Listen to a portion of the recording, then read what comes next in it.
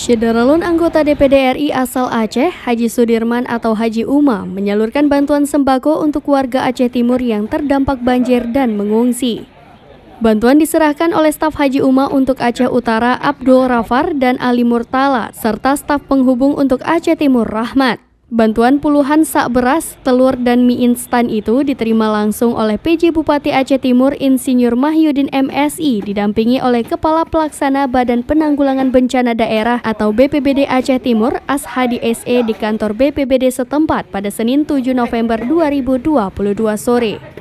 Haji Uma juga menyarankan kepada Pemkab Aceh Timur agar berkoordinasi dengan Pemda di bagian hulu Aceh Timur seperti Bener Meriah untuk mencari solusi terkait bencana alam banjir yang rutin. Tonton video ini selengkapnya di YouTube Serambi On TV dan Facebook serambinews.com.